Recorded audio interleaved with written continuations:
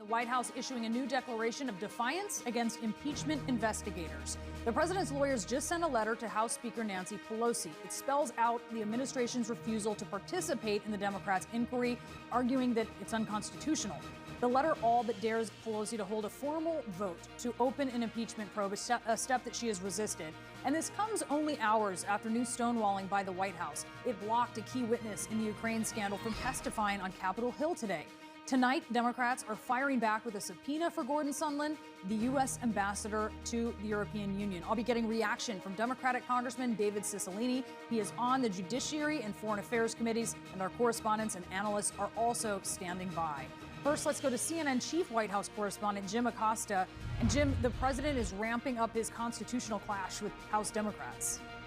That's right, Brianna. The White House is starting a constitutional fight with House Democrats over the impeachment inquiry. The president's legal team has just fired off a letter to Speaker Nancy Pelosi refusing to cooperate with the investigation. The president is stoking these tensions, declaring that he won't cooperate with what Republicans are calling a kangaroo court. Meanwhile, CNN has also confirmed the whistleblower at the center of the inquiry wrote a memo describing a White House official who listened in on Mr. Trump's conversation with the Ukrainian president and characterizes that conversation as, quote, crazy and frightening. The official was, quote, left shaken by what Mr. Trump was saying during the call. It's a fraud.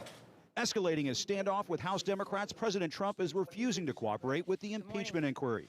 In a letter to House Speaker Nancy Pelosi, the White House accuses Democrats of trying to play politics, stating, your unprecedented actions have left the president with no choice. In order to fulfill his duties to the American people, the Constitution, the executive branch, and all future occupants of the office of the presidency, President Trump and his administration cannot participate in your partisan and unconstitutional inquiry under these circumstances.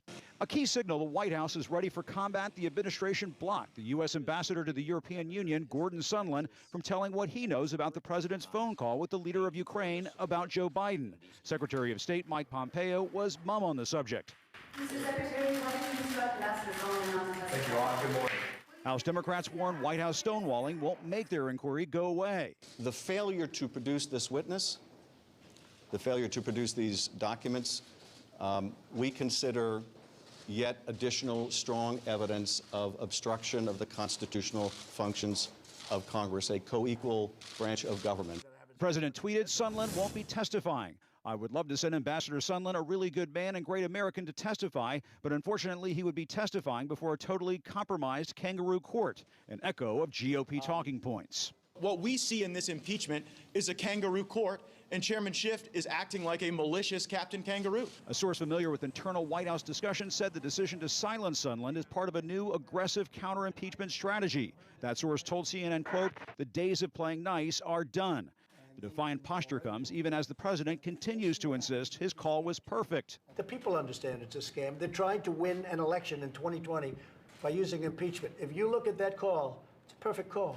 Democrats are zeroing in on an exchange of texts between Sondland and a top U.S. diplomat in Ukraine, Bill Taylor, who appeared worried that the administration was holding up aid to Ukraine around the time of Mr. Trump's July 25th call. As I said on the phone, I think it's crazy to withhold security assistance for help with a political campaign. Sondland replied, Bill, I believe you are incorrect about President Trump's intentions. The president has been crystal clear, no quid pro quos of any kind. I suggest we stop the back and forth by text. Before Sondland sent that response, he called the president. CNN has learned White House and national security officials scrambled to contain the fallout of Mr. Trump's comments on the call, including moving the rough transcript of the conversation to a more secure system. Fellow Republicans see no wrongdoing. The president's doing his job. President, when you're talking about the hard-earned tax dollars of the American people going to a foreign government, the president's going to make sure that there is no corruption there. Still, a new Washington Post poll found 58% agree that the impeachment inquiry should have begun, a huge jump from over the summer. Trump ally Senator Lindsey Graham is calling on the president's personal lawyer, Rudy Giuliani, to talk to lawmakers. Giuliani's response, love Lindsey, but I am still a lawyer and I will have to deal with privilege. For now, Democrats sound like they want to hear from Sondland first. This is sort of like a classical Nixon-type Watergate action, which is that the cover-up often becomes even worse than the crime itself. So the White House and the State Department continue to orchestrate this massive cover-up by stopping witnesses that had actually prepared to testify. Now, senior administration officials just wrapped up a conference call with reporters about this letter to the House Speaker, Nancy Pelosi. Officials were asked on that call what Democrats would have to do in order to secure the cooperation of the White House in the impeachment inquiry. One administration official said the White House did not want to get into hypotheticals at this point, indication that the White House at this point is digging in its heels and daring Pelosi to take Mr. Trump to court. Brianna, it is not a stretch to describe what we're seeing right now playing out here in the nation's capital as a constitutional battle that is headed for the courts. The stakes have not been this high, I would say, Brianna, since the days of Bill Clinton's impeachment and perhaps Watergate. Brianna. Jim Acosta at the White House, thank you. And let's head to Capitol Hill now for more on this breaking news. CNN congressional correspondent Sunlen Sirfati is joining us now. So, Sunlen, what does this letter mean for Democrats and how they're going to conduct this impeachment inquiry? Well, no doubt, Brianna, this will most certainly escalate the already very intense clash that's going on right now between House Democrats and the White House. But Speaker of the House, Nancy Pelosi, she has been very clear that she is not going to succumb to White House pressure when it comes to at least putting pressure on them, pushing for a full House vote on the full House floor to authorize an impeachment inquiry. She has not ruled it out in the past, but she's been very clear that she does not believe that she is required to do so.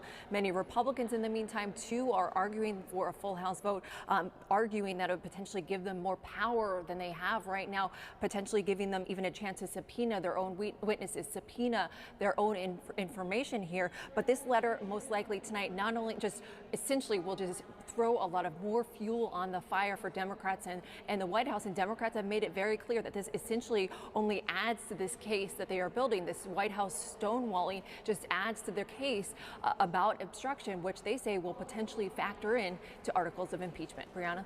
Sunlen Sirfati on the Hill, thank you. And joining me now is Congressman David Cicilline, a Democrat who serves on the Judiciary and Foreign Affairs Committee. Sir, thank you so much for joining us.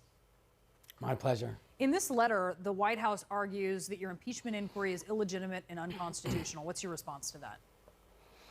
Well, you know, it's certainly not appropriate or permissible for the subject of the impeachment inquiry to challenge the process. This is an impeachment inquiry that has been underway and now underway by 6 committees of jurisdiction. This is an effort by the president and his legal team to distract from the core allegations of the impeachment inquiry. The president of the United States pressured a foreign leader to gin up dirt on a political opponent and withheld military aid as a leverage to do that. This is shocking behavior. It was confirmed by the president's own admissions on camera. It was further confirmed by the transcript of the telephone call, and of course, finally confirmed by a very elaborate whistleblower report that details the entire scheme.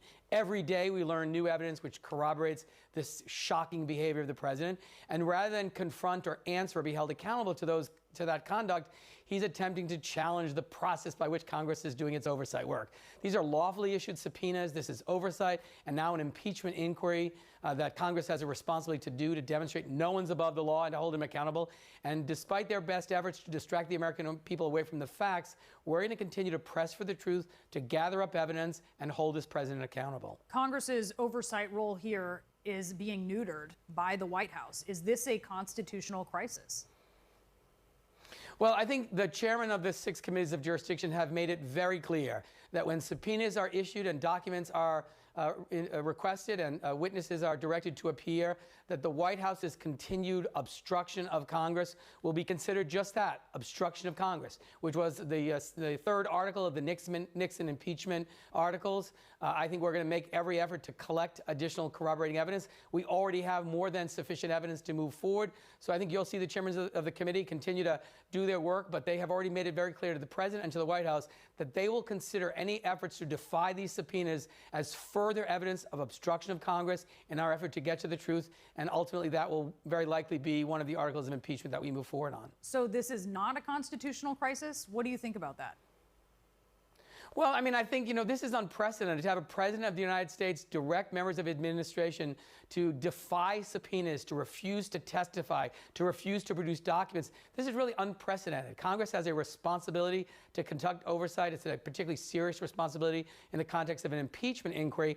And certainly the executive branch doesn't have the ability to end that or limit it by simply refusing to comply. So my guess is the courts will ultimately direct their compliance. But the important thing is we're not going to engage in a protracted legal battle and let the president and his administration run out the clock. But you don't have a choice. I mean, he's forcing you into a protracted legal battle.